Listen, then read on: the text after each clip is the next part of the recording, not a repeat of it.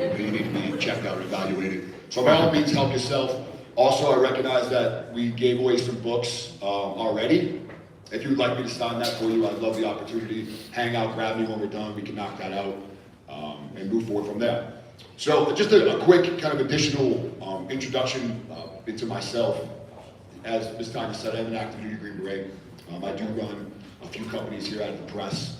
What I'd like to highlight is more significant than that is I am a proud husband and father.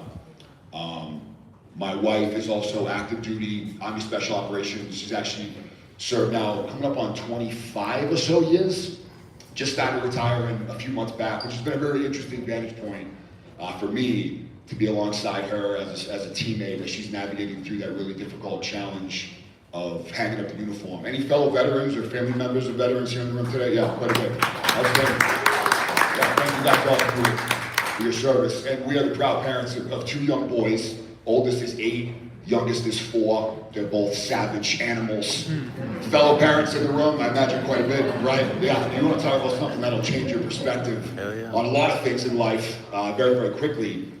And so I want to kick today off talking about my wife and our boys with a fun game, okay? It's going to take about 8 seconds. You guys interested in doing something like this? You don't know what to do, you know what you're saying yes to. We can get crazy here right now. You guys familiar with the book, Where's Waldo?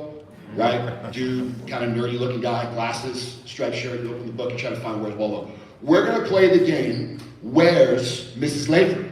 Because she is in this room right now. So, maybe don't point, take a look around the room. I'll give you a clue. She's the most beautiful bombshell in here, without question. And right now, she is fuming angry at me. All right, if you think you see her, go ahead and take a look.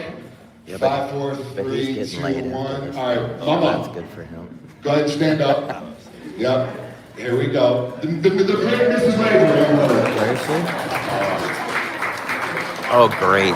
She's enjoying her breakfast. And so, hey, real quick, I mean, just have a little bit of fun, but I'd like to give a glimpse behind kind of the professional curtain when I get the opportunity, because those 3 people, my wife and our 2 boys, are at the core of the answers to the questions that I get asked most often. And those are different variations of the how and the why. How did you do X, Y, Z, or how do you? Or maybe the more important question is why. And I feel like over the next 35, 40 minutes, we're going to examine both of those questions through a couple different lenses. Just know, for me, those 3 people are at the center of the answer to both of those questions. Mr. Leo, any additional introduction remarks you'd like to give? How do you follow that, right? Well, I had a plan because I know he's a really good speaker, and I'm typically don't consider myself one, and I actually dislike doing this. Some of you might have heard this. I actually started saying yes to speaking only because I hate it so much, and it made me uncomfortable. Real estate and the stuff I do is really easy for me. So the last couple of years, we had been pushing our team like tremendously and pushing them to what I considered like maybe the limits. And I said, well, this is easy for me. Well, I'm going to start focusing on something I dislike, and this is one of the things that I dislike the most. So I told my wife one night, it's like, well, if somebody asks me to speak again, because I always say no. Most of the time I still say no. But I said, next time somebody asks me, I'm going to just say, yeah, I'm going to do it. And literally the next day we got, I think within that week, we had like 3 more people ask, and here we go.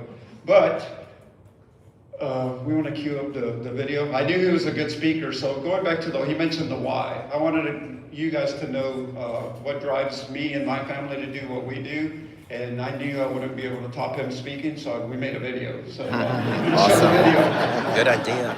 Work smarter, not harder. Remember, I was Air Force.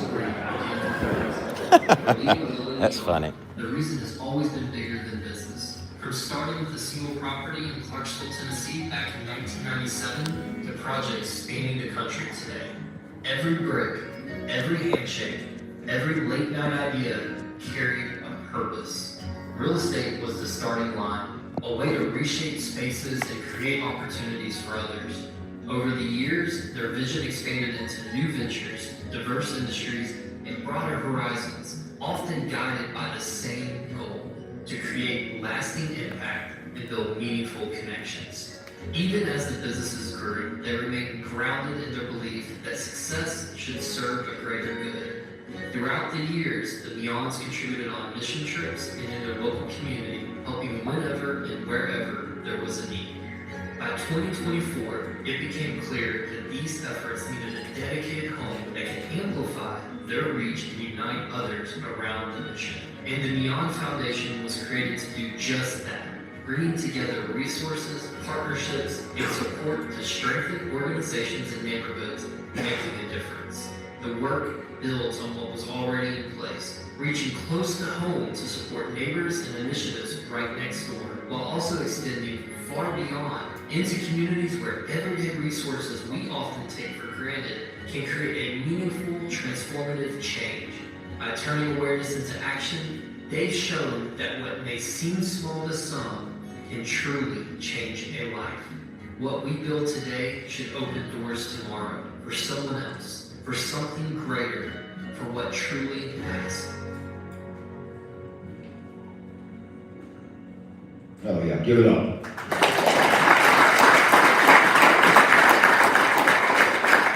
That is RY, and it starts with obviously my wife and my family, and then obviously our team. You know, we couldn't be here without them, so that's RY. Outstanding. Mr. Brown, was I narrating that too? Did you crush that? No? All right, so just kind of get an idea of how we're gonna skin this cat here today. We got about 25, 30-ish minutes. We have a few talking points, areas of discussion, and Leo and I are gonna kind of just chop it up very conversationally. During that point, if there's something that speaks to you, if you have a question, something you want to add, by all means, raise your hand, throw something at one of us. I probably won't dodge it, you might, but we can make it back and forth. And then regardless, at the end of that 35 or so minute chunk, we'll do a more kind of formal block for Q&A. So if you want to hold questions till the end, great. If you're like, I got to say something right now, it's a great time to do it. And then of course, there's going to be the questions that you may have not felt comfortable asking on an open forum, and myself and Leo will be hanging around here to answer those questions one-on-one. Is that cool with everybody? Okay. So it's a great segue, you talking about you as a speaker, which we didn't even plan this to happen this way. This is just happening in real time, organically. Where you just mentioned, it's something that you don't enjoy doing. It's something that you struggle doing. And lately, you've been saying yes to it more often, specifically because it's difficult, right? Yes, sir. And so, you know, one of the topics we have, it's actually the first on the list, is the importance and significance of resilience and overcoming adversity. I think it's a great place to start as the foundation for any human being and or any organization to try to do anything worthwhile, certainly because the world doesn't cooperate. Life doesn't cooperate. And certainly your competition or your adversary definitely doesn't cooperate. So adversity is a requirement in life. And as you continue to aim higher and dream bigger, the need for that's going to continue to grow. They grow in parallel. The bigger the dream, the harder it's going to be. Therefore, you have to have that resilience. And we can, of course, break down resilience into at least two categories, physical and mental. So talking toughness, they're definitely correlated. One can feed the other. But I think for today, we're mostly talking about kind of mental toughness, like mental resilience. And so I would just define that as one's capacity to overcome, bounce back, or respond to adversity. So when things don't work out in our favor, and or when we try to do something and fail, our capacity to respond to that. Would everyone agree with that basic definition of resilience? And it's something we already know is important, but to build resilience, if we want to have the resilience muscle, to be able to flex the resilience muscle when things happen, we have to build the resilience muscle. And there's only one way to do that, and that is through discomfort. Resilience can only be forged through discomfort. And you're talking about you as a speaker, and like this is an uncomfortable thing for you right now. Very. Right? Like we're watching this muscle grow in real time. And I think a lot of times, especially with the military or law enforcement or athletes, it's all about the physical training. It's getting on the assault bike and just pushing myself till I throw up and then keep going beyond that. Kind of the David Goggins approach is, I'm going to go run 100 miles no matter what. And if my leg snaps in half at mile 20, I'm going to like keep going. 240 actually. Oh, 240, like you just did, like a week ago. But getting in those mental toughness reps can happen in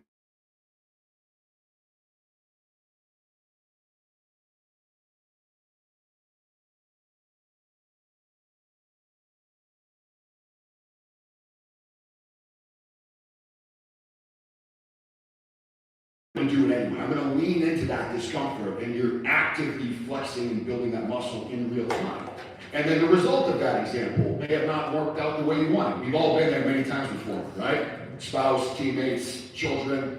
I had a desired end state in mind. I didn't meet it. How do I respond to that? And I think the term failure, and I'll get Leo's thoughts on this in a second, the term failure is deeply rooted in the value and significance of resilience. And oftentimes, especially those of us that are competitive, take this approach that I will never fail at anything. And that is just wildly inaccurate. I lived that life for quite a bit of time. As an athlete, as a young soldier, as a young operator, I will never fail. It's like, well, that's not the case. We're definitely going to fail. In fact, it becomes this massive tipping point once you realize that with every failure it becomes an amazing opportunity. Because most of the knowledge we all have in our minds right now comes by virtue of us getting things wrong. Is that fair to say? Yeah. Right? What's your name, sir? Will. Will, when you were learning how to walk, what was that process like? Well, the parts that I remember. Yeah. Will fell down a whole bunch of times. Guess what, Will? We all did the same thing, right? I learned that same lesson twice, and it proved to be equally true both times. And so, in the moment, it's obviously frustrating, and one step back to take two steps forward. So it takes a certain amount of skill and awareness and self-honesty to be able to zoom out, look at the current operational environment and go, yeah, this totally sucks, and I don't like the current outcome, but I am beyond appreciative for the wisdom I'm going to grab from this and ran that back into a system and go again and again and again. And the mental toughness gets to just kind of come along for the ride. Do you guys agree with that? And so again, we all know this to be true. I guess my only challenge to the room with this is, it's easy to nod north and south as we're talking about this. There is going to become a point today when you feel frustrated, when you mess something up, when you go on a call with a colleague or a prospect and it doesn't quite land. My challenge is to keep your eyes open, even if it's only for today, and be seeking out that opportunity, stalking it. I know it's coming. My awareness is up. I'm waiting for it. Oh, here it is. A person just cut me off on 41A. Happens every day, right? I'm frustrated. Here we go. Now chance to get another rep in at mental toughness. That's my challenge to the room. Any of that? Yeah, I think as a society, we're told, hey, find the comfort, right? We want to go to the comfortable space, and that comfortable space is supposed to lead to success. And I've never seen that happen. The little that we did discuss on this, and some of you have heard me say this, is I have yet to meet somebody that is really successful, and I don't mean like money-wise, but just successful in life and their passion, that clocks in at 9 o'clock, takes an hour lunch, then rolls out at 4 o'clock. It's just like, maybe I'm just dumber than most, but I've just never met that guy or lady. And when I do, I'm gonna like take a lot of notes, because most of the people that I've seen that go through stuff, adversity, and come out ahead have really put a lot of time and effort into that craft or whatever they're trying to be successful at. Yeah, it's a great point. I want to close on this because oftentimes with me or Leo or any of these kind of hyper-driven, successful individuals, there's a lot of motivation around what we're talking about right now. There are a couple of people in this room right now that are ready to run through this wall right now, which is great. Okay, that's going to fizzle and fade, and that's okay as well. But what I'd like to emphasize and kind of close this section on is that we all have a threshold. We all have a mental toughness threshold, and it's one that can move around quite often. As you build up that capacity to endure discomfort, that line can continue to move. But we all have it. I don't care how tough you are, how tough you think you are, how big of biceps you have, covered in tattoos, bald head, crazy accent. I'm from Boston, by the way. Spoiler alert, I'm in, okay? Forget all that stuff. We all have a breaking point. And so it takes a whole other level of courage and self-awareness to, when you cross that line, whether it's intentionally or inadvertently, to be able to recognize it and then seek out some support, seek out some resources. Okay, in the military community, although I say we've gotten better, there is still a massive stigma around identifying yourself, even in private, even behind closed doors, as someone that has gone past that threshold. It's this suffer in silence mentality. And that's understandable, because the same thing that makes us great at what we do the willingness to endure more and more discomfort, continue to stack more weight on top of our rucksack, literally or figuratively, and keep putting one foot in front of the other. We need people like that, and we have a whole bunch of them. And it's amazing. We are very fortunate as a society to have people that are willing to endure that kind of suffering for us. And so you can assume that that same mentality and mindset can lead to someone moving forward, but in a very dangerous direction. And that can lead to some catastrophic effects. And so, I say to those that are in the military, any other community, is the person I admire, the one that I look up to, is the one that's pushed the envelope so high that they've gone past that threshold and then have the self-awareness and humility to recognize that that's happened, and then has the courage to reach out and say, you know what? I think I may need some resources. I think I may have crossed that line because I need to bring in some team members, some mentors, some colleagues, some friends. Because my goal, our goal, is to get me right back on that right side of that line to continue to push the envelope and add value. That's the person I look up to. It's choosing the hard right over the easy wrong. We would rather just keep it to ourselves, hope it goes away, bury it deep down, and how often have we all seen that turn into an absolute time bomb that can destroy humans, families, organizations? Okay, so those of us looking at this through the lens of individuals, I challenge you to take that on yourself. Do you have the self-awareness, humility, and courage to recognize it? And maybe more importantly, those around you, within your orbit, those that you get to influence and inspire and lead and mentor, are you willing to be that resource to them? Are you willing to enable a culture that promotes that kind of lifestyle, that promotes that kind of mentality? That's the challenge for you. It's not just for you, it's for those that are within your sphere, both personally and professionally. Any comments or thoughts or questions on that before we move on? Yes, ma'am. I heard a quote the other day that was really powerful for me, and maybe it will be for a couple other people, but it was, what you're not changing, you're choosing. I just kind of repeat that to myself. What you're not changing, you're choosing. Yep. Yeah, I have a very similar one that I use, where I say, change is inevitable, progress is optional. I think we're saying the same thing different ways. We can have a philosophical debate on who's the better Socrates in this moment, but we're saying the same thing. We are in a constant state of change. Right? I am different than I was when I woke up this morning, as are you. It's a constant state of change. Our bodies, our relationships, our environment, it's a constant state of change.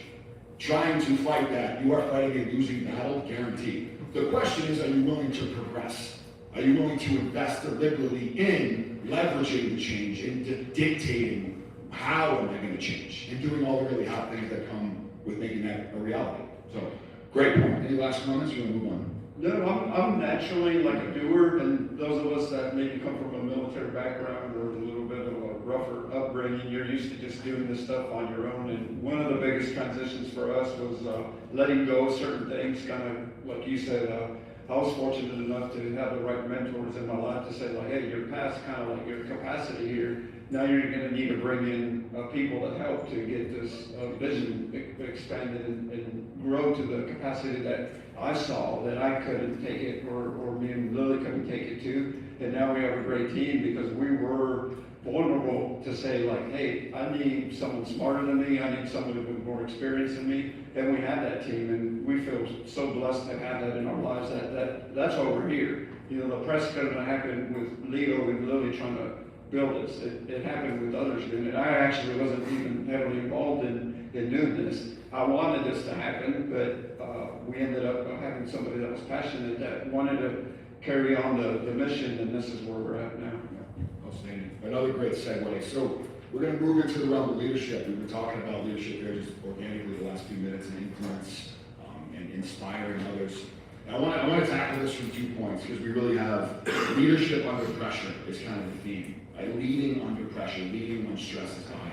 And so I want to tackle this kind of split it in half. One is just kind of quickly to talk about and define what leadership is, because it's a very broad genre. I mean, it's massive. It's a huge science and a huge art form. We oftentimes just slap, like, it's a leadership problem. It's like, well, like, what are you talking about? That's huge. That's like saying it's like a universe problem. Like, we're gonna have to get more narrow than that. And so I would define leadership as one's ability to influence, inspire, or enable another towards organizational success. I have looked up leadership and the definition of such, and there are countless, I'm not saying that that is the definition of leadership, it is a definition of leadership, but it is one that speaks to me. One's ability to influence, enable, and inspire. If you're taking notes, those are those three words. Influence, enable, and inspire. Another, which means it requires at least one other human involved in this, towards organizational success, which of course can be defined however you want, but we're talking about a group. There's an entity of multiple people, and we're trying to get towards a desired end state. And if I were to break that down a layer further, and then Mr. Lee, I'll get your thoughts on just leadership in general. If I were to create a single word for leadership, break that down into a single word, what's the most synonymous word with leadership? It's one I've already mentioned, and it's the word influence. I would say leadership is synonymous with influence. That's as close to the mark as it gets. And I would define influence as one's capacity to affect change, like we just talked about, to affect change in thought, character, or behavior in another. That is the definition of influence. That is leadership. One's capacity to affect change in thought, character, or behavior in another. And there's a last component to that definition that gets left off, and I'll ask the room this question, because what is the difference? And there's really a one-word answer, not that you have to come up with that exact one, but what's the difference between influence and manipulate? What's the difference? Intention. Who said intention? Outstanding. I would agree, sir. I've used the word intent, which is the shorter version of exactly what you just said. What is the intent or intention of what you're trying to do? Because you're doing the same exact thing. When you're manipulating someone, you are looking to affect a change in thought, character, or behavior in another. They're identical definitions.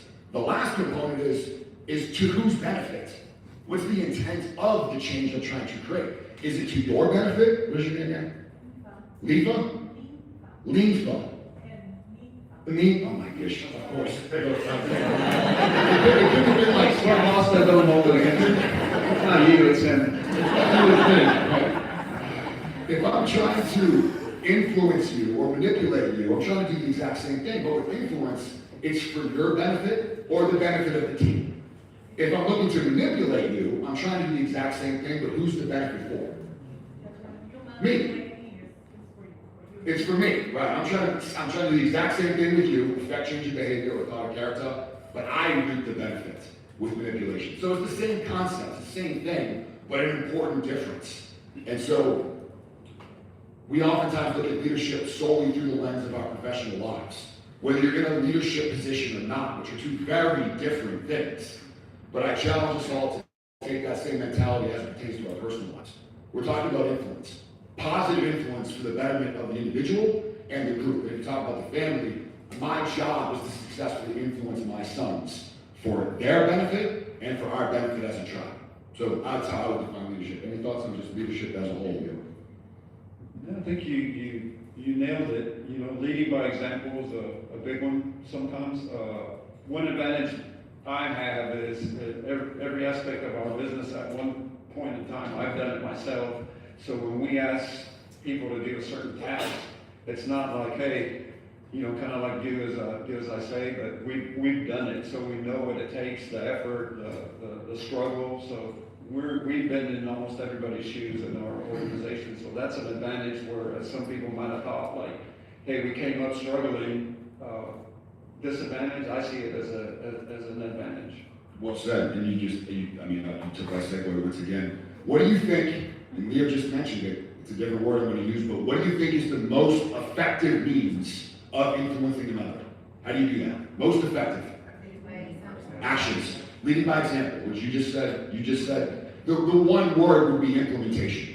That is the most powerful means of influence, is by virtue of you doing it yourself, you implementing it yourself. I can look at my 8-year-old and say, eat your broccoli because it's good for you, and then I take mine and put it in the garbage. Is there a chance he does that? Maybe, because I'm his dad, he respects me, he's fearful of the consequences, he might do it. But that's not the most effective way to influence.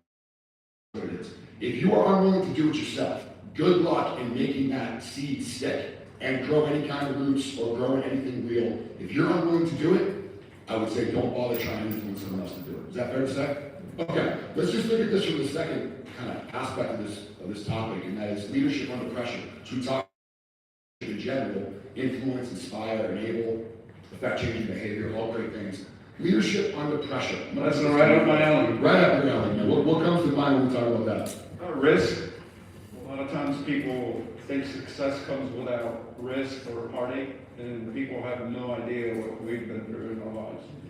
Yeah, I mean, everything's risky. Life is risky. There's a risk in me doing the thing, there's a risk in me not doing the thing. And risk calculus, risk management, these are things that we're taught and we learn. And there's very sciencey algorithm means of doing so, and there's ones that's done more, in the streets of life. You gotta make those hot calls very, very quickly. I'm gonna tell a quick story here about leadership under pressure. No shit, there I was. Right? That's how every good war story begins, right? There it is. Excuse my language. The AV people have to bleep that one out. I'm sorry, more work for you to do. So there I am. It's 2012, Afghanistan. My third time in that country. We get into a hellacious ambush, hellacious gunfight. One of our lead vehicles absolutely decimated. 6 of my friends inside, blown to smithereens. All of them somehow survived, although none of them probably should have. I'm running around the battlefield. Of course, our communications goes totally dead. Those in the military probably know. The instant you need good comms, they stop working, right? Comms are down. You didn't have a JTAC with you, that's why. We did. He was busy. We had a JTAC, and he started dropping bombs. Right? So his comms were working. Mine were total shit. And so, again, that's what Air Force. That's why I'm the Air Force. You guys get the good stuff. The golf courses and the good radios. So our chief warrant officer, which is actually the role that I serve now as a Green Beret, chief warrant officer, which basically serves as whatever the need is of the team at any given time. Sometimes that man is the detachment commander, sometimes he's Bravo White Rifleman, sweeping and mopping the floors, or anything in between. So his name's Brian. Brian takes over command of our element because our detachment commander was blown to pieces. And so I've got some information I need to get to Brian, because I know he's managing this whole thing. Brian's about 400 or 500 meters away from me. It's in high ground. I'm down in the mix, and so I decided to just take off on foot. We had been in this engagement for about 15, 20 minutes. I get to Brian. Brian is hanging out the passenger side of an up-armored truck, okay? Imagine this, just kind of looking like me. If you're me, I'm Brian. He's got one leg out. He's got a Marlboro Red sticking out of his mouth. Sunglasses on, no helmet, crazy silver fox hair all over the place. Wearing a blue hoodie, okay, this is like the most SF guy ever, totally out of uniform, smoking cigarettes in a combat environment. And he's got 3 radios going, okay? 3 radios going. I get to him, I had been shot, I took an AK-47 round to the face, it ripped half my face off, I'm bleeding all over the place, my orbital bone is cracked, so I'm swelling out like Rocky Balboa, and I'm in pain. I'm in an incredibly high emotional state, and I'm trying to get Brian Ellis information, and I'm just pouring data out to him. At some point, I get to a point where I need to breathe. And Brian is on the radio, and he drops the mic, and he just looks at me, and he goes, "What's going on, man?" There are machine gun rounds tingling off the opposite side of the truck that he's hanging out on. RPGs are going. JTAC's dropping bombs. There are gun runs coming in. 50 cals are going in 2 directions. It's a full-on engagement.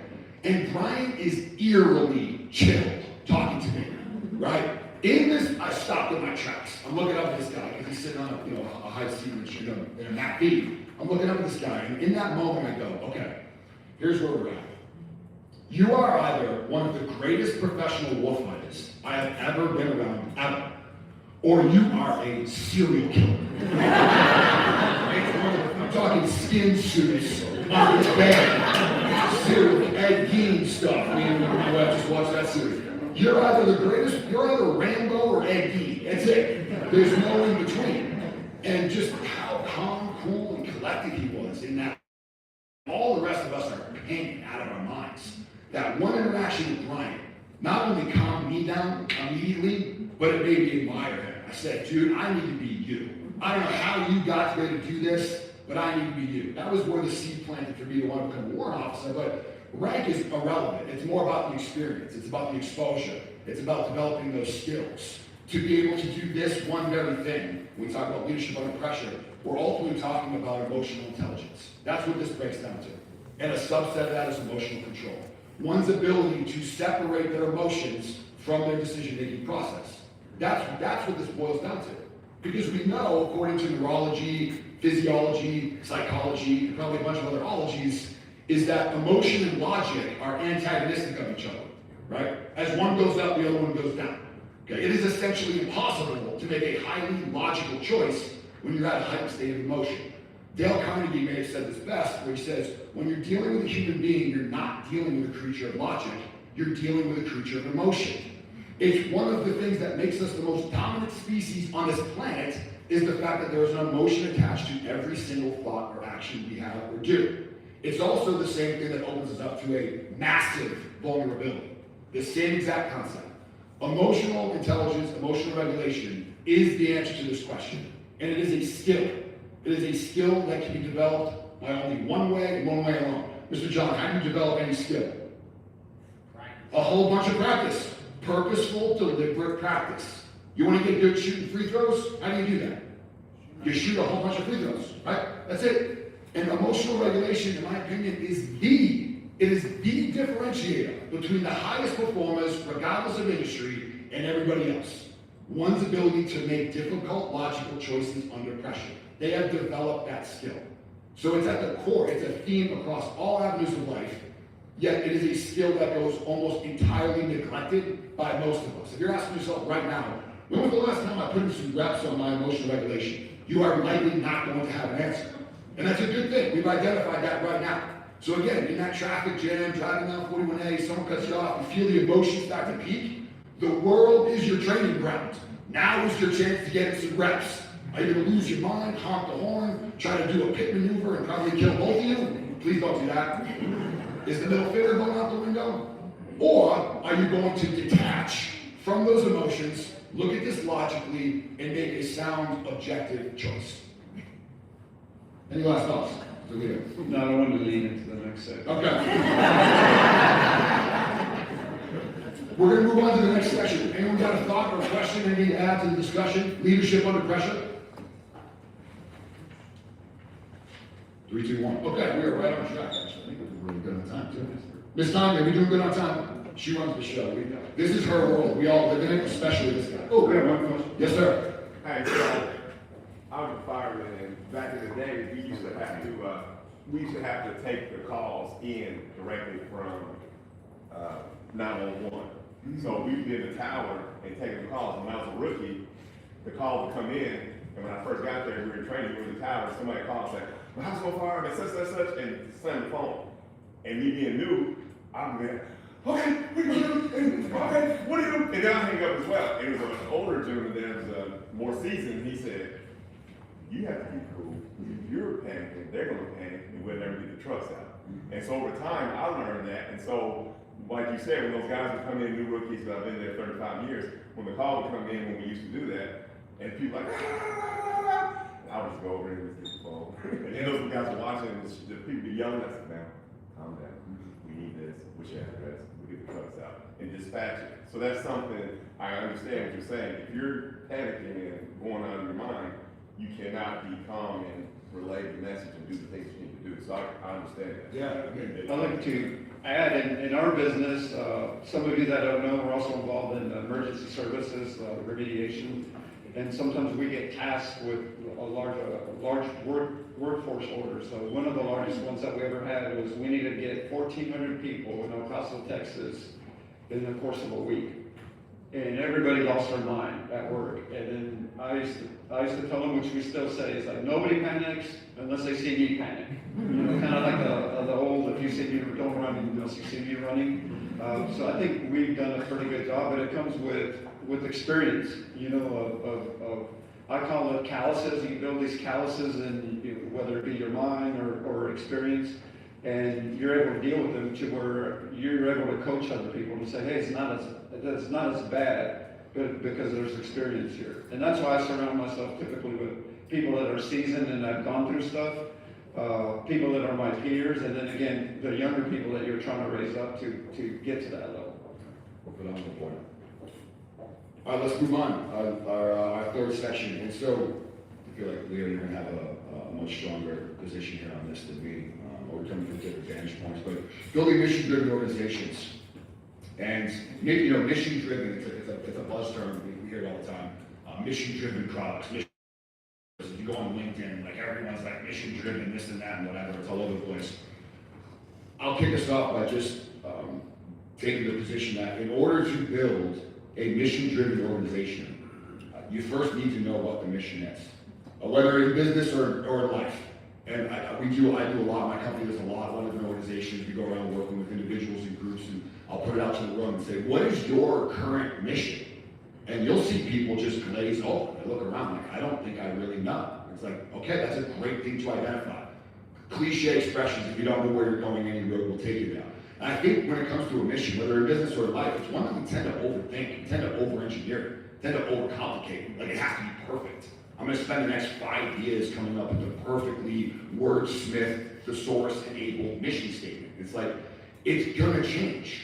The mission is going to change, no matter what, right? Either one of three things is going to happen. You're going to die on the way. That's kind of negative, that's kind of morbid, I get it. I just want to get it out of the way, because it is something that can happen. Mental worry, it's an amazing thing. We are all mortal, life is finite, it's actually an amazing tool. Mr. Rowland and I, we talk about this all the time. It's something great to leverage, is the fact that death is inevitable. So that could happen, let's hope that doesn't happen.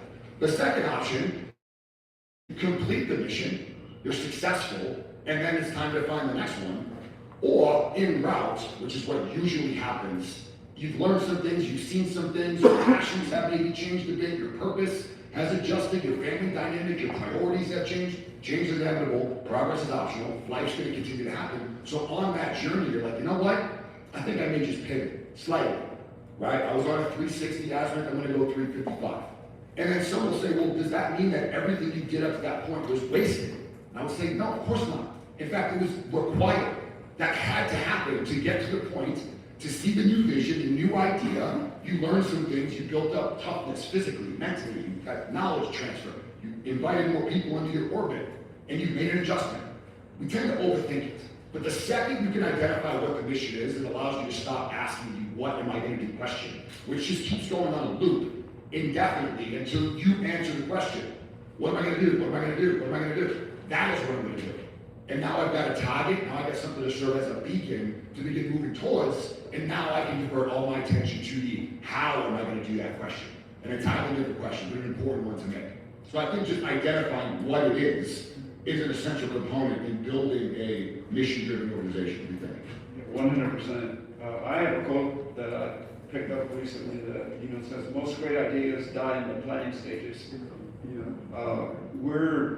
We traditionally have worked in if we think of a good idea, we implement it and figure it out later. Now that sometimes doesn't always work as you get bigger, but that's traditionally what's helped us out, because I've had people come in and ask me, hey, like, can you come up with a business plan?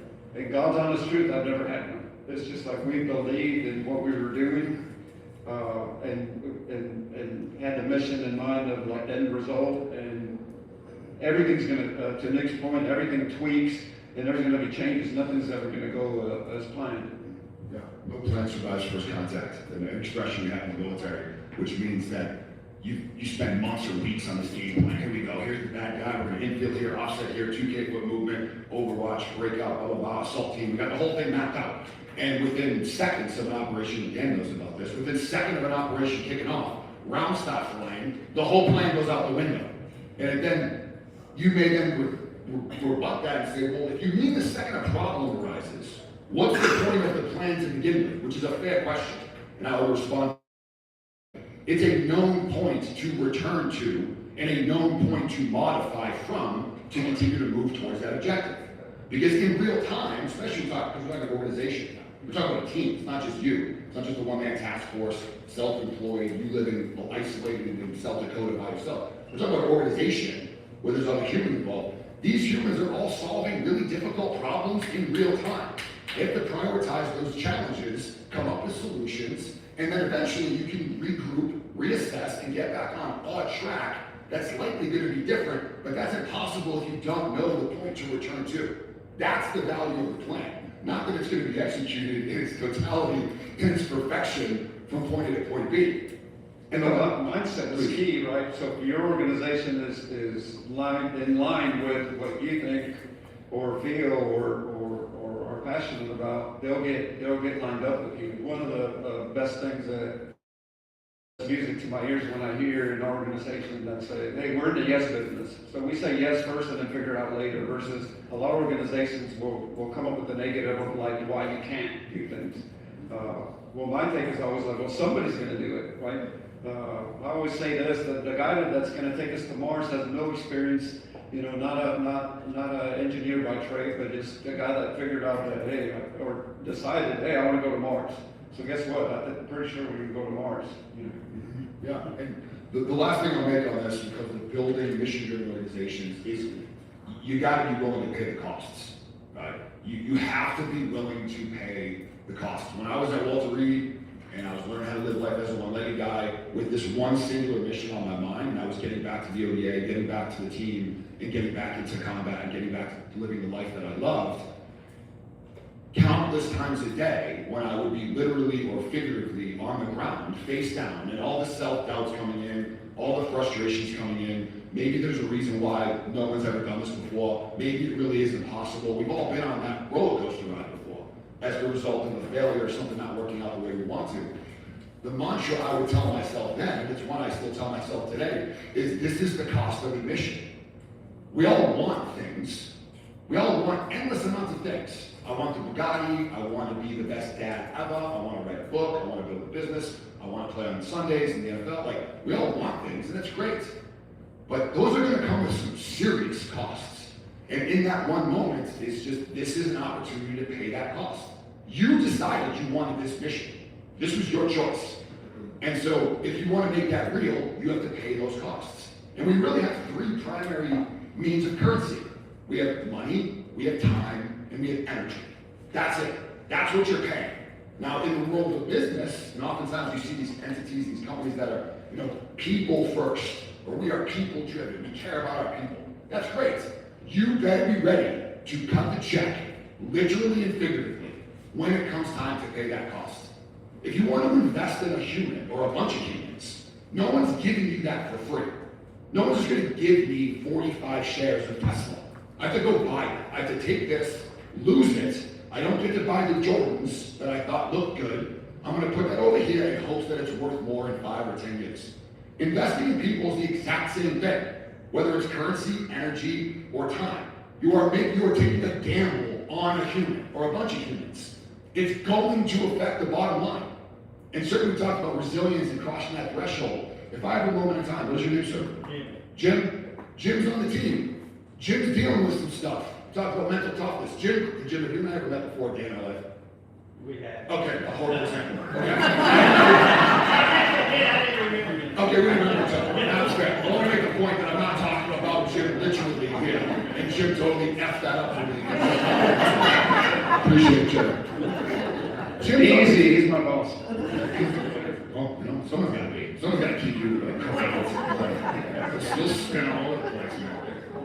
Jim's having some challenges. Jim's crossed the mental toughness threshold. Jim has the courage to stand up. Jim has the recognition of going, I think I need some assistance here, Nick, I don't know. And we talk, what do you think, maybe a couple of weeks of this, maybe a retreat, or ideas come around. And I look at Jim and I go, you know what, Jim, you're like a serious asset around here, man. Like, I don't think I can lose you right now. It's the busy season, right? You know what, let's put a pin in it. I hate that term. Let's redress this in January, right? How's Jim going to feel in that moment? Probably not all that supportive, okay? More catastrophically is, man, what's your name? No, man, blind. Sorry. Michelle. It's Michelle, thank you. Michelle's also on the team. Michelle sees what just happened between Jim and I. Michelle's dealing with some challenges. How likely is Michelle to do what Jim just did? At a minimum, less likely. We could probably all agree. And that cycle just continues to go and go and go. And I'm not saying this is a black and white solution. I get it. There is a busy season, and we do have talent. We do need those gaps filled. I totally understand. It's not an absolute scenario. Our purpose as leaders, as people of influence, as good teammates, is to assess that in real time. And if I'm going to make that investment into Jim, and then also into the rest of the team, I have to know it's going to hurt my bottom line. I'm talking like profit, revenue, bottom line, as well as culture. I have to be willing to pay those costs. Am I willing to make that investment? Not just for the betterment of Jim, but maybe more importantly, not that I don't love Jim, but for the betterment of the entire team. That is So you can say you want things all day long, we're mission driven, all these fancy buzzwords that look and sound great on bumper stickers or Instagram captions and all this other stuff. If you are gonna set the tone and truly pack that lunch and be willing to pay it, then be ready to make those investments. Otherwise, just keep it to yourself. Otherwise, just say, we are all about business. We will get to you if and when we can. At least people know where we're at least you're being honest. If you wanna put people first, mission driven, and care about the people, it's gonna come at costs. You're either willing to pay them or you're not. That's great. That's good for me too.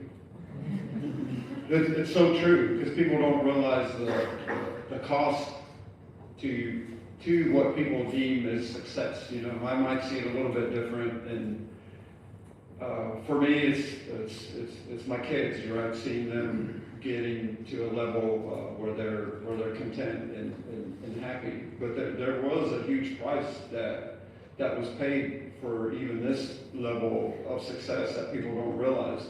You know, me and my wife moved around for 10 years, living in apartments. You know, when people ask me to invest in real estate, that's one of the suggestions I make. I'm like, well, you don't have any kids. We had kids. I'm like, buy 4 places and live in one. It's like, oh, you know, my wife's going to say no to that, right? It's like, well, you know, there's a price that, and the only way I knew how, because I say fortunately, you know, a lot of us are dealt bad cards and we think like, well, I didn't have that advantage. I see it. I mean, the disadvantage that you see that I have, like, you know, Spanish being my first language, I see it as an advantage because a lot of our workforce is Hispanic, you know. But we decided to make that sacrifice to say, you know what, we're willing to pay this price because we can see the result of what will happen to not only our family, but also changing the family trees of others. Yeah. So true. And I know people are taking notes, but I want to just emphasize this, the 3 primary currencies, money, time, and energy. And those that are in the entrepreneurial world or self-employed or are looking to make a pivot into, you know, business owner, operator, which are 2 wildly different concepts. In order to do that, you must build a team. And team building is essential. And when money's tight and you're strapped and every cent matters, but you've got this vision of building an organization, a mission-driven organization, it requires other human beings. You have to be able to build a team. And so the other 2 currencies, I can speak from my experience over the last few years, on how you can invest in those people and incentivize those people to create the organization is, you of course have the money, but the time and energy is one that I would strongly consider at least leaning into on how you can create that impact on others. And lastly, it's similar. We use, instead of energy, we say talents. We all have one of the 3. Those of you that are younger, I used to have a saying, we had a saying back in California, that we have more time than money. So some of you have more time than money, so you all have something to give. You know, we're big believers of investing. You know, another quote that I live by is like, you know, you must be faithful to somebody's vision to qualify for one of your own. You know, so in other words, be a servant leader, serve somebody, give back. You know, going back to the price. You know, there's a price to be paid for almost everything. Everybody's almost paid a price for any successful thing. Well said. We'll close this out. We're slightly over, but we'll close out our talking points and then we'll just kind of leave it up to the room to guide us from there. Is the power of storytelling. And so I'm going to keep this pretty quick for myself. I've been doing keynote presentations, motivational talks now for quite some time now. It's obviously really difficult, but the power of storytelling is of course real. We use storytelling now historically since the beginning of mankind for a lot of different reasons. Purely entertainment, knowledge acquisition, just sitting on the campfire and killing time. But I do think that effective storytelling is one that has a correlated message associated with it. We can of course just tell a story and let people choose their adventure. I think good storytellers have a specific message. They have a theme. They have a place to guide.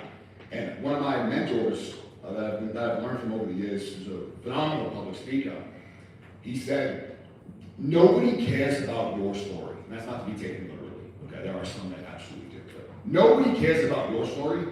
People care about their story. Your job as a storyteller is to use your story in a way in which somebody else can see their story in your story. Okay, you guys go with me. That's the intent.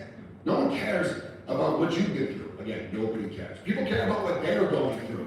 Your job is to use those and to put that into the heart and minds of somebody else and then guide them into a direction. Okay, so storytelling is effective, but I think to broaden this thing out outside of those that look at this solely through the lens of content creators or public speakers or whatever, because we're talking about effective communication. That's really what this boils down to, which is a key component in life, period, unless you're gonna live totally by yourself, up in the mountains, like off the grid, great, good for you, good luck, God bless. We live in the world of human beings. We live in the world of relationships. Effective communication is a non-negotiable, certainly when it comes to leadership, influence, inspiration, because effective comes, okay? Whose job is it, if you have a communicator and a communicatee, Mr. John, you're in front of me, I have a sender and a recipient, whose responsibility to deliver the effective message? What do you think, John? The sender, right? The sender. Now, how oftentimes do we say something, someone's like, I don't get it, what are you talking about, I'm confused, and you just get, like, how can I make this clearer? And it just gets more. Your job is to know who you're talking to and modify that message in a way in which can be received by them. That's your responsibility, okay? So storytelling, powerful. Your job, if you're going to use that means to influence and inspire, is to know what you're talking about, even just generally, and use your story to be able to capture their story and then guide them into a particular direction. One, obviously, hopefully, of positivity, uplift, growth, and development. Okay, Sylvia? I agree 100%. One of the things that, when I was younger, I was reading books and then trying to get a formula, right? A lot of us go to these things, which are very, very important, and that's one of the things that led to us being what people might be successful, is just like being in the room. But hearing stories, and I would read books, and I wanted the formula, right? In the beginning, it was real estate, the formula of how to make money in real estate, or how to be successful in real estate. And every book I read didn't have a quote formula, but all this time I was learning. And one of the things that I really picked up on and figured out later in life that some of you might hopefully pick up sooner is just autobiographies of people. That has been the key for me of reading stories of how people dealt with adversity and what they would do. And then when you're in a situation like that, you're just like, oh, how did this person handle it? Because some of these ultra successful people that you hear in history books, most of them, and then the numbers are still correct to this day, most people that are self-made, it's what, in the 90 percentile. You know, a lot of people think like, oh, these people, you heard the term come from money, or they inherited this. Well, most people below that within 2 generations, but the successful people do it in that first generation. And for me, it was just hearing stories or reading about stories of how they did it and how they handled themselves, whether there was integrity involved. One of the best ones is Heinz ketchup. I've watched some documentaries, but some of them have really good stories. He started, back then, ketchup was actually like a meal because they canned it, and it was tomatoes, and he started this business, and he went bankrupt. And he spent the next 2 years paying everybody back that he had borrowed money from to start over. And then at one point in time, I think Heinz had 90-some% of the market share in the U.S. in ketchup. And for me, that always taught me a lesson of, like, I'd like to say I'm that guy. And that's what I'm a big risk taker, because I said, if I owed people a bunch of money and couldn't pay them, I would at least make the intent to pay $10 a month, $5, whatever, to at least to show that, hey, I don't have the money, but I have the integrity that I'm going to try to pay you back. And I think that story alone changed a lot of the mindset of borrowing money for me. All right, we are about 12 minutes over, but we are now at kind of open forum Q&A. So, thoughts, questions? Yes, ma'am. Hello. Hi. Hi. So I'm sure you're familiar already with the boys, right? BATCH boys, that boys that keep you, from your reaching your full potential. So my question to you is, as a leader and an overachiever, how do you recognize between the B-boys and reaching your limits when you set your mind to it all? What are the B-boys? You said B-boys? Yeah, BATCH. voice. No, she's not talking about breakdancers, she's talking about like the devil on your shoulder. Exactly, like the good versus bad voices. I've always said kids see the negative. Oh, like angel and demon and There you go. like your conflict. I think Okay. that's a better. Now I get it. So, okay, I got the framework. What was the question? How do I do what?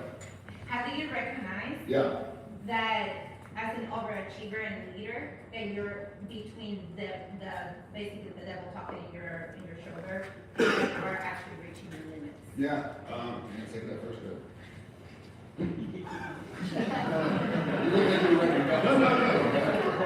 That's a great question, because we all have the negativity that comes.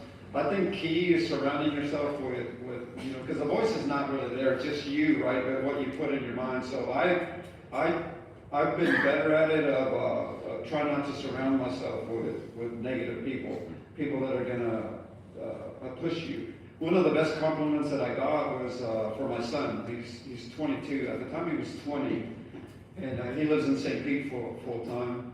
And he said, "Dad, you know, I noticed something. When you're around your friends, you guys are trying to just come up with solutions and ideas and fixing problems. When I'm around my friends, all they do is complain, and there's no solutions." And I thought, wow, that's a pretty good observation for someone that at the time that was 20. But that's intentional, right? If someone's typically negative, you just stay away, because when I have ideas, sometimes it's easy if you're around the wrong person to say, that's not going to work, you're going to go bankrupt, you know, like all the negativity that comes. So I just not around those people.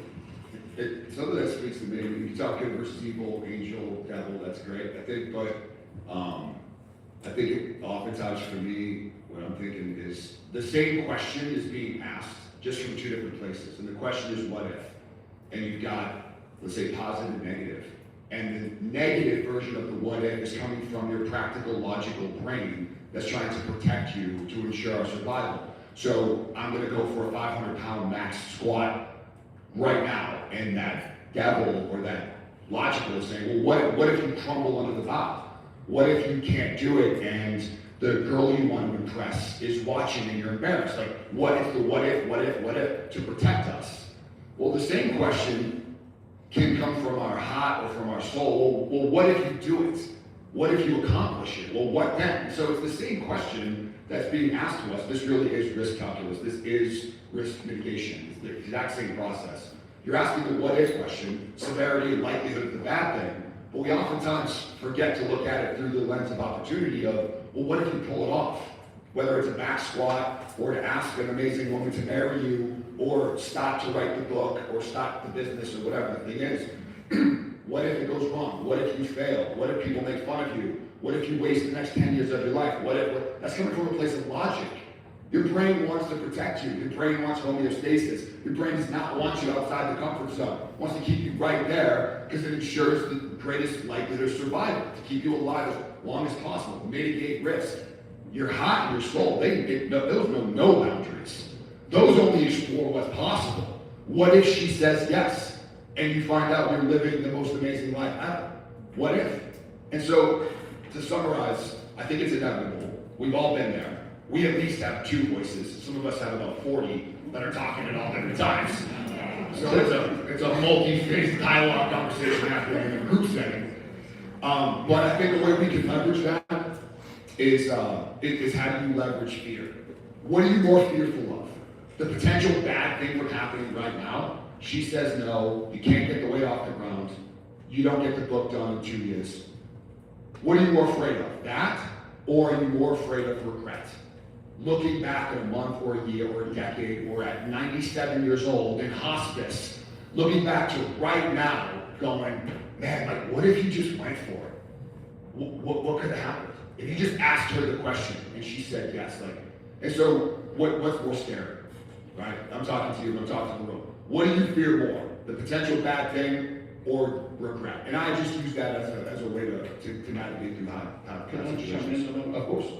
I have the analogy that I use of burning boats, right? Like back in the day, I don't have plan Bs typically. You know, I don't have a 401k. I don't have a lot of safety nets that people have, because it has to work. When you burn boats, you'd be surprised at how motivated you'll get to actually have things work. One of our daughters that works with us, she's way smarter than us, and she was always kind of like on top of things, real conservative. And when she was in high school, she was like, "Hey Dad, like, what about my college fund?" And I remember saying, "I don't have one." And so we're gonna have the money when we go to college, and if we don't, we'll figure it out. And she was in shock, you know, that because I was thinking, I'll just invest the money in the meantime, and we'll figure it out, or sell a house. So huge believer in like plan B sometimes hurt more than they help, or a fallback. You know, we all have heard that term. Hey, make sure you have something to fall back on. It's like, well, we didn't. You know, it had to work, and you'd be surprised at how it'll push you to get ahead. A person that's put in the corner with truly nothing to lose is a very dangerous individual. I always say, I got here with a duffel bag, and back then, there's some bankers in here, so I don't want to scare them. And it was just like, well, if they lend me $2 million, I'd take it. Because it was just like, I have nothing to lose. I came here with a duffel bag. Anything else above that is a win. And again, I was passionate about what I was doing, and it worked. I think we have a question back there. Yeah, just listening. Wasn't I guess was it Henry Ford who said, "Whether you think you can or you think you can't, you're right." It's all about your mindset of thinking about success, not necessarily fear, but 100%. I mean, it's so true. Your mind will, mind's a powerful tool. It'll take you in great adventures or a bunch of negativity. Going back to your word influence in the beginning, to what degree has God's word and God's grace influenced your decisions? Well, for me and my family, it's key. It's everything for me. Those of you that know our background, we have a pretty bad upbringing. Some of you might not know or know. I'll be quick. Gang life. I ended up getting stabbed. I was in the hospital for a month. Probably worst situation other than childbirth, according to my wife. Of course, that's nothing more painful, which I'm a believer in now. I've been convinced.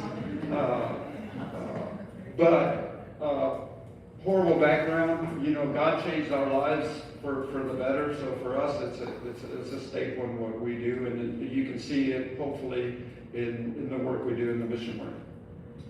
Yeah, I'll say, because I have to add to this, I've had a very interesting relationship with my faith over the years. And so, to speed up through this, when I was critically wounded and laying on the battlefield in Afghanistan, bleeding out, femoral severed, leg shattered, dealing with all the infection that set in, if you were to look at a checklist of a bunch of things that according to science and metrics and data we have, any one of these conditions, according to what we know in biology, would result in the loss of human life, incapable of supporting human life. My list, I had 9 of those conditions happening concurrently, and any one of them, according to the data, was supposed to result in my expiration. And so I've asked the same question, some of the most brilliant medical minds on planet Earth. My case is studied through med schools across the country, and I go speak on panels and with residents and students. I've got the same answer. Dozens of doctors, PhDs on the walls, all the things. How can you explain this? And there is no scientific explanation. And so, my journey of faith began before this, but this injury with me really cemented that because there's no other alternative. And what I love about my journey is oftentimes you've got kind of faith or religion and science that oftentimes kind of clash and battle, and then they'll duke it out in debate, which is great. When it comes to me personally, those are both deeply intertwined. One happens to fuel the other, in my case. And so there is no other alternative. And I'll just close by saying, I am here right now in front of you guys, based on 3 things, and I know this to be true with certainty. The first is I simply refused to quit, okay? And the reason why I simply refused to quit is literally sitting right here in the second row, right now, laying on the battlefield, dying. I refused to quit because of this person. The second reason is I had hundreds of amazing individuals that continued to work on me, continued to put effort into me, despite being told that I was a lost cause. And they continued to work anyway, okay? And then the third and final is by the grace of God. So I was on the battlefield, and he and I had many one-on-one, very blunt, kind of direct conversations. And one of those was he grabbed me by my ears, looked me dead in my eyes, and just simply said, "Not yet." So you still have work that needs to be done. You have things that you need to do, and so now's not your time. And that's how I'm able to be here with you guys, literally, right now. Yes, sir. Man, thank you for the testimony, and I really needed this today. But my question is, what do you do after you notice you crossed your threshold, you've asked for support, and then now you're kind of dealing with, how would you say, an emotional and potentially negative leader? An emotional and, what was it? Negative. Emotional and negative what? Leader. Leader. Yeah, you know, like I Oh, yeah, crossed okay. my threshold, I asked for help, and it was hard to do that. Like, I was surprised at how hard it was to be vulnerable and say, hey, I'm used to killing it, like, I need help. The easy answer for me is like blame the leader, right? That's what we're told to do. I have a bad boss. You know, I was telling, I think Rylan yesterday, like 22-year-old Leo, if you would have put me in charge of the military, I would have revamped the whole thing. You know, but now that I'm older, I realize I was like, oh, things happen for a purpose. It's a big machine, you know. So you have to look within yourself. You know, you don't need a title to be a leader. You don't need a title to do things. You know, bring ideas. You know, eventually someone's gonna notice. You're gonna be told no. You're gonna have obstacles like this. It's not gonna be easy. Like we were saying, if you're gonna get ahead, it's gonna be tough. And sometimes you do have bad supervisors. I credit a lot of my success to a horrible supervisor that I had when I was in the military, which changed my mindset to get out. Is because he just, you know, no other way to put it, he was just lazy and then would not make wise decisions. And it benefited me, him being that way, because I said, I'm not going to be that way. Because you might be in that position one day, and you'll know what not to do, right? A lot of us want to know what to do. The best things in life sometimes are like what not to do. I have a what not to do list. I don't always follow it, but I have it. I have a what not to do dad, so I know what you're talking about. That's the story of my life. It's you know, my wife and Lily didn't really have fathers in our lives, and other than, you know, like when our kids played soccer, other than the dad that didn't work, I think I was number 2 at all the events. And you know, you would think like, oh, you're so busy, but you just prioritize. So don't blame him. You know, you have ability to do it, and don't get negative. Don't get in those inner circles with the negative people. Just be careful who you're listening to. Also, there's a massive difference between leaders and those in leadership positions. It sounds like you're talking about someone in a leadership position, which typically comes with a sense of authority. Unfortunately, not every leadership position is filled by a leader. And there are countless leaders, literally in this room, right now. So I have a feeling you're talking about kind of your professional environment. Get outside that, man. At the end of the day, look, like there are people literally, you can have a conversation this morning. All right, so stay proactive. At the end of the day, bro, you got to take on an ownership approach. You can influence outside yourself, but there's a limit to what that is. Ownership is where it begins every single time. And what I'm talking about is you control you, and that's it. What do you control? Predominantly your actions, your attitude, and your effort, and no one can ever take those things away from you. Control what you can, influence when you care, when you can, remain proactive to find leaders or mentors in any arena. That's on you, man. So if you haven't found one yet, it's on you to keep hunting and keep searching and find one. I did it yesterday. Good for you. This time, did you want to? I can feel you. I know Let's do one more question. Let's do one more. Well, if people want to stay or go, like this is, I deal better in question and answers as far as the way I learned as well. So we're going to be here. Well, at least I will, as long as you guys have questions. Sure. In regard to influencing others and investing time, money, and energy, how do you choose who to invest in? Like, what are some markers that you look for that says this individual may have the capacity to do something valuable, and there's a high chance of return on investment? I'll take this one first. I'll tell you, man, I'll come at this through the lens of kind of professional arena from the work I do here in the press. So more business, but this applies across all sectors of life, personal and professional. I tend to invest far more in an individual's character and their potential than I do in their skill. And I've been burned. Like that is a gamble. I've been burned 3 times. Okay, I can say over the last 4 or so years.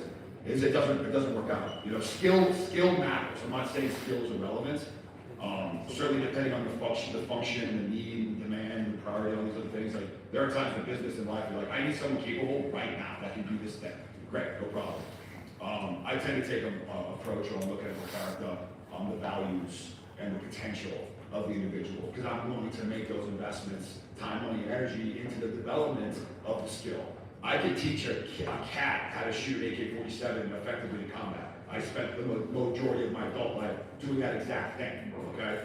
And so you can learn the skill. If you're hungry, if you have the drive, if you have the passion, the purpose, I'm looking more for those intrinsic drivers in people, a desire for autonomy and mastery and curiosity. If those indicators jump out of me, but this dude or this lady doesn't have a clue how to do the thing, I'm like, you know what? Let's figure it out together. Because you want to surround yourself, I think, with people that have a high degree of trustworthiness, high character, high values, high morals. You can learn the skill versus the other way around. If you go purely based on skill and capability, but they lack those character traits, I think you're playing with fire. It's a very slippery slope, and that can vaporize even an effective, successful organization. Anything to add? Yeah, that was great. Warren Buffett has a great saying. I think I might mess this up, but he says he looks for 3 things: it's like smart, energetic, and then the most important, honest. He's like, if they don't have the third one, you sure as heck don't want them to have the other 2. So integrity is big, character. Great question. All right, so let's wrap it up this time, because I know people want to do one-on-one questions. Travis? Thank you. You know, John Maxwell talks about that great leaders fell forward. You guys kind of touched on that. And so the people that I have noticed in life that accomplish the best things and the biggest things usually have the biggest line of failures. How do you guys interpersonally, what's your system like and your self-talk when you miss it? You don't want to know. Given my background is like just holding yourself accountable and not blaming people. So whenever anything ever fails, like I'm harder on myself probably than anybody, and I blame myself. So it's easy to, especially when you grow a team, it's easy to say, well, they don't want to do this. It's like, well, you know what? At the end of the day, it's 100% on me. Then what changes do you need to do, or am I going to have to do this, or not blaming others and basically taking full 100% responsibility. It's not easy to do. I mean, I'm not going to lie. It's easy to say like, well, they're not on board, or they didn't comply, or they don't care. You know, it's easy to blame others. I think it's a natural instinct to blame others versus just saying, you know what, look in the mirror and did you not communicate it well? What did you screw up? Is typically the way I handle things, and then it's like put on your big boy pants. I use sometimes different words in my brain, but it's like get up and go handle it.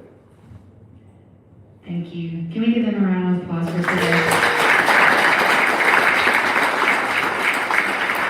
They always stick around, so please, if you're new to the space, walk around. We'd love for you to tour the press, get some coffee, there's some snacks, and they're here to talk, so please feel free to speak. Thank you all for being here.